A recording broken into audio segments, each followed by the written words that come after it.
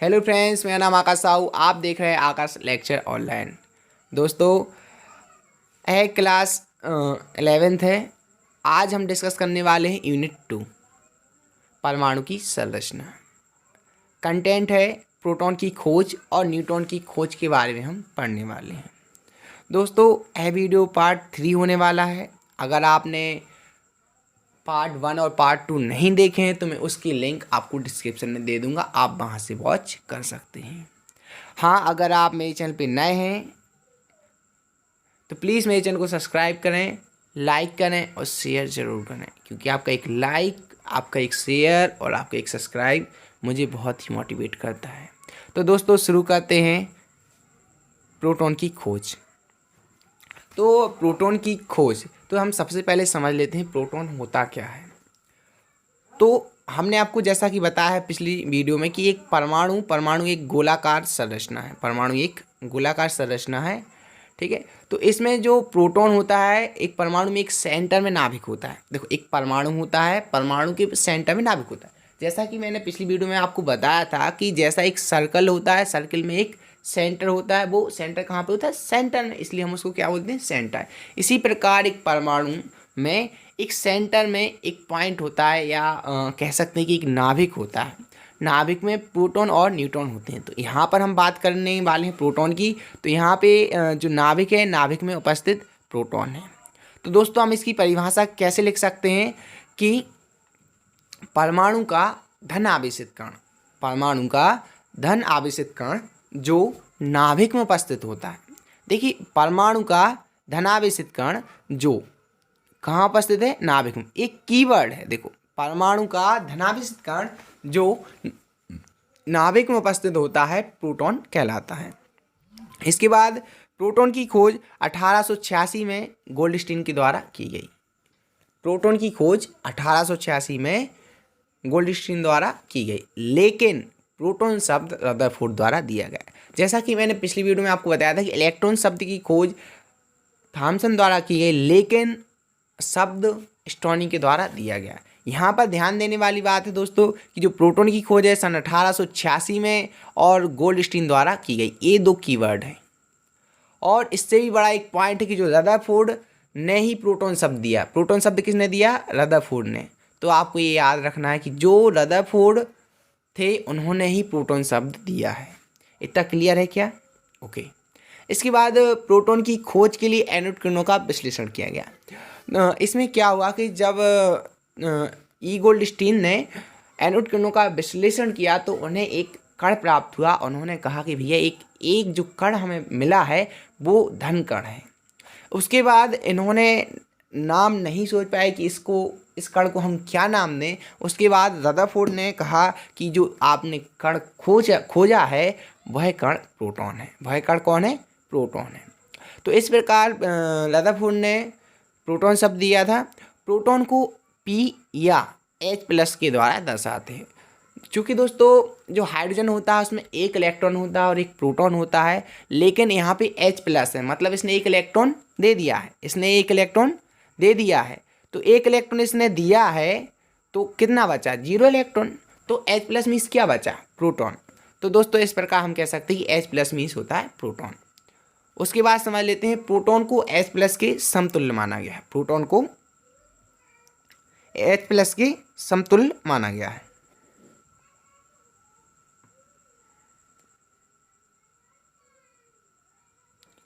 Proton को H+ के समतुल्य माना गया है। इसके बाद जो प्रोटॉन का द्रव्यमान होता है, जो प्रोटॉन का द्रव्यमान होता है वो 1.0075 AMU। AMU का मतलब होता है एटॉमिक मास यूनिट। AMU का मतलब क्या होता है? Atomic mass unit. इसको नोट कर लेना। और जो इसका द्रव्यमान है 1.67 × 10⁻24 ग्राम। कितना? 1.762 × 10⁻24 ग्राम। तो आपको ये याद करना है, कंपटीशन में आता है, बहुत सी परीक्षा में पूछा जाता है कि बताइए प्रोटॉन का द्रव्यमान कितना है। तो आपको दोनों यूनिटों में याद कर लेना है 1.0075 AMU एंड 1.672 × 10⁻24 ग्राम। इतना क्लियर? उसके बाद जो प्रोटॉन पर आवेश की बात कर लेते हैं। तो प्रोटॉन पर आवेश 1.6 इंटू 10⁻⁻19 या 4.8 इंटू 10⁻10 ESU होता है। दोस्तों आपको ये वाला याद जरूर कर लेना, क्योंकि आपको परीक्षा में पूछा जाता है कि बताइए प्रोटॉन पर आवेश कितना।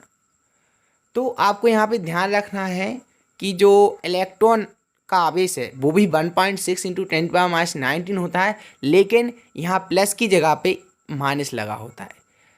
अंतर क्या है, जो प्रोटॉन है उस पर प्लस आवेश है और जो इलेक्ट्रॉन है उस पर माइनस आवेश है। ओके, इसके बाद जो प्रोटॉन का अपेक्षित विशिष्ट आवेश होता है वो 1 होता है। कितना होता है? 1 होता है। और जो प्रोटॉन का वास्तविक विशिष्ट आवेश है वो 9.58 इंटू 10⁻4 होता है। ये आपको याद करना है, कुछ पॉइंट हैं जो आपको याद करने हैं। इसके बाद किसी परमाणु में प्रोटॉन की संख्या उसके परमाणु क्रमांक के बराबर होती है। जैसा कि मान के चलो एक हाइड्रोजन है, हाइड्रोजन एटम है। हाइड्रोजन एटम में जैसे हाइड्रोजन एटम है, हाइड्रोजन एटम गोला है। ओके, यहाँ बीच में एक नाभिक है, बना लेते हैं दोस्तों नाभिक। नाभिक बना लिया है। ओके, इसमें मान के चलो एक प्रोटॉन है, ठीक है। एक प्रोटॉन किसमें? हाइड्रोजन में, और एक इलेक्ट्रॉन है। तो आपने पढ़ा होगा कि जो इलेक्ट्रॉन के बराबर ही प्रोटॉन होते हैं। जितने परमाणु में इलेक्ट्रॉन है उतनी संख्या में क्या होंगे? प्रोटॉन। तो जो नाभिक में उपस्थित प्रोटॉन होते हैं वही उसका क्या होता है? परमाणु क्रमांक। जैसे हाइड्रोजन है तो हाइड्रोजन में एक प्रोटॉन, तो उसका परमाणु क्रमांक 1 होता है, जैसा कि मैंने आपको अभी बताया है। ओके, इसके बाद न्यूट्रॉन की खोज करते हैं, न्यूट्रॉन की खोज पढ़ते हैं। और आपको शायद क्लियर हो चुका होगा कि प्रोटॉन की खोज कैसे हुई, क्या प्रोटॉन के बारे में महत्वपूर्ण जानकारी है मैंने आपको बता दी है, ठीक है। अगर आपको कुछ भी डाउट आता है तो प्लीज़ मुझे कमेंट करके ज़रूर बताएं। यहाँ न्यूट्रॉन की खोज पढ़ते हैं।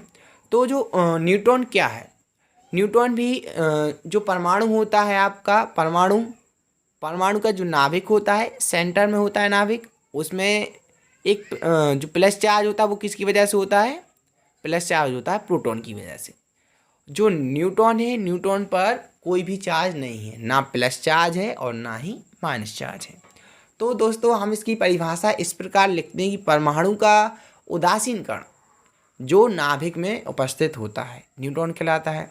आपने क्या पढ़ा था? देखो, आपने पढ़ा था इलेक्ट्रॉन। इलेक्ट्रॉन क्या पढ़ा था? परमाणु का ऋणावेशित कण जो नाभिक के चारों ओर क्या लगा था? चक्कर।